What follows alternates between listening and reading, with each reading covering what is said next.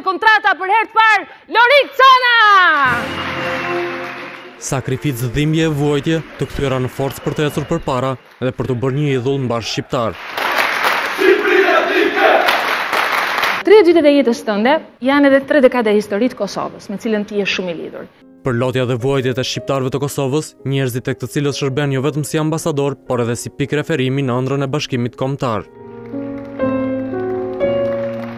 Kjo është jeta e Lorik Canës, një luftëtar në fushë dhe një karakter i fortë, por në emisionin Kontrata të gazetares Sonila Meço, kapiteni i Kombëtares tregoi edhe anën tjetër.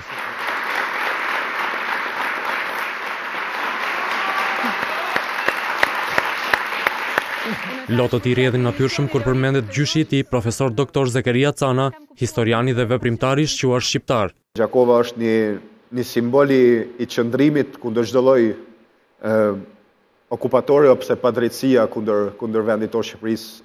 Jo vetëm vuajtje prej luftës, por edhe shumë mall. Pasi si mira familje kosovare, edhe familja Cana është detyruar të largohet nga vendi duke u shkëputur nga njerëzit më të dashur.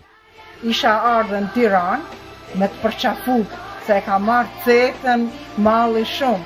Por me gjithë premtimin se do të takoj sa afërmi familjarët nga Prishtina, surpriza e priste pas derës. Gjyshja dhe gjyshi Lorik Canës! Vetëm për faktin që ma keni dhënë vetëm mundësinë që të rri pak me të është dhurata më e mirë që mund të më kishte bërë.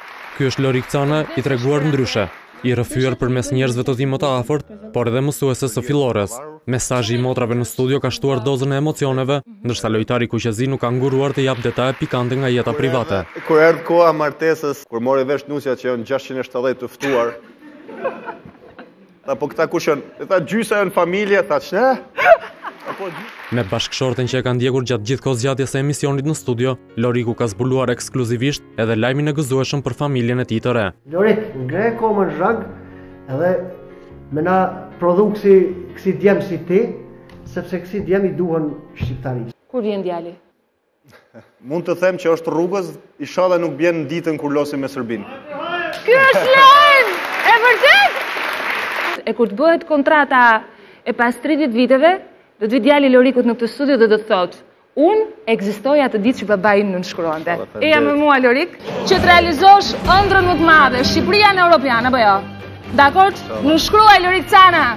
Në fund kapiteni i Kombëtares firmosi edhe kontratën e tij simbolike me shqiptarët, një zotim për të zyrtarizuar prej muajit maj fondacionin e bamirësisë Lorik Cana dhe premtimi për ta kualifikuar kombëtaren për herë të parë në një eveniment madhor. Do ditë forte, po gati të luftosh! Do shihni javën e ardhshme te kontrata.